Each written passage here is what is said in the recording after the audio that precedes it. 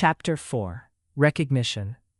In Zeyuan's cabin, he didn't remember leaving the hall, or crossing the corridor, or opening the office door. Yet suddenly he was inside, door shut, lights off, curtains drawn. He leaned against the desk, both hands pressed down, head lowered. His mind replayed the moment. White gold, pure, untainted. How? For years he had lived surrounded by people whose emotions bled in unpredictable pigments, layered, clashing, spilling. No one was ever a single color. Until today. Until her. How is that possible? He whispered into the empty room. He squeezed his eyes shut, and the white gold returned. Not invading, but cleansing, like fog wiping chaos away. For the first time in his adult life, the world had been quiet. But now, in isolation, the other colors crept back from memory. Restless reds, anxious greens, performative golds, insecure violets, judging blacks. They swirled again, ghostly pigments pressing in. And yet, in his vision, Chen Lian remained singular, white gold. His heartbeat answered that memory like recognition without explanation. A sharp knock broke the cabin's stillness. Zeyuan? It was Han Yao. Zeyuan inhaled, steadying himself.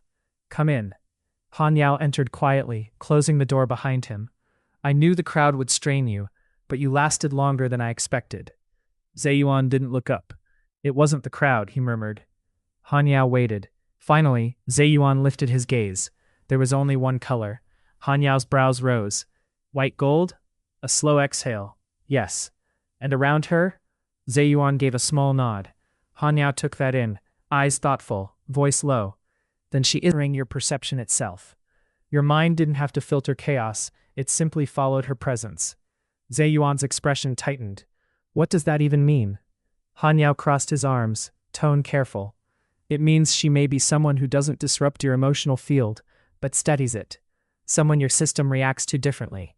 In simpler terms, someone who could ground you. The words unsettled him, not because they were wrong, but because they felt dangerously close to the truth. I don't know what she means to me. Han Yao nodded, gentle but firm. You don't need to define it now. Just don't push it away because you don't understand it yet. Zeyuan's gaze drifted aside, jaw tight. But this silence was different. Not barricaded, not exhausted. It felt like the first breath of something quietly beginning. It was past 10. The road home lay nearly deserted, city lights long swallowed by distance. Dr. Lin Zeyuan drove in familiar silence, one hand on the wheel, the other resting loosely, gaze unfixed. The night hummed around him in muted tones of slate blue exhaustion and silver thought. For most people, darkness was emptiness. For him, it was the only time the world quieted enough to breathe. The gravel crunched beneath the tires as he pulled into the long driveway. The gates shut behind him with a soft clang, sealing him in. Ahead, the glass-walled villa rose, cold, elegant, impeccably maintained. A house built by prestige, not belonging, a house that mirrored him. He killed the engine. For a moment, he didn't move. Sitting in the silence, he let the stillness press against him, testing whether it could hold him longer than the day had. When he pushed open the front door, the pressure hit immediately. The air thrummed faintly with colors, gray-green uncertainty, brown-red fatigue, washed yellow anxiety, familiar shades. They didn't overwhelm him, they merely exhausted him. His uncle, Lin Chang, sprawled on the sofa, confident and artificial. Beside him sat his father, Lin Zeyuan, weary behind his glasses, while his mother, Lin Meilin, placed another teacup with a strained smile. Zeyuan, you're home. You're late again, she said. I prefer driving when the streets are empty, he replied quietly, removing his coat. His father cleared his throat, diplomacy loaded into posture. Your uncle stayed for dinner. We were discussing a few family matters. A ripple of violet-blue stress tinged the room. Zeyuan sat opposite them, eyes lowered to the polished floor, grounding himself. Ru Chang smirked. Ah, Dr. Lin Zeyuan, the psychiatrist prodigy who refuses to take over his own family's empire. Tell me about your mission to cure humanity's sadness. His tone was light, but the irritation beneath it burned crimson. His mother stiffened, his father sighed. Enough, Ru Chang. But the uncle only laughed softly, stirring his tea. All right, but if he won't give us a CEO, maybe he can at least give us a bride, so tell us when the wedding is. The jab of crimson pressure flashed across Zeyuan's vision. He raised his gaze. Cool. Marriage? Again? His mother rushed in, anxious. It's just talk, dear. Your father, he's retiring soon. We hoped you might settle. We met a family last week. You met them, Zeyuan cut gently. I didn't. Silence thickened. His uncle chuckled brittlely. His father massaged his brow. Zeyuan, you're 30, Sharon said. You can't keep living only for work. You're too sensitive. Yes, I know. His voice was soft, not angry, only guarded. They fell silent, not understanding. They thought sensitivity meant fragility. They didn't know it meant literal perception of emotion itself. We just don't want you to be alone, his father said gently. Nothing wrong with a little encouragement. Ru Cheng added, his voice rust-red with provocation. Zeyuan rose, smooth, composed, untouchable. Father, mother, I understand your concern, but I'm fine. You said that 5 years ago, and I'm still right. No heat, only fatigue. He turned toward the staircase. It's late, please rest. His shoes clicked lightly against marble as he walked away, distancing himself from the storm of expectations. Their voices faded into a muddle of concern, doubt, frustration, and plans. At the top of the stairs he paused. Through all the dull, familiar colors, a faint trace of white gold lingered.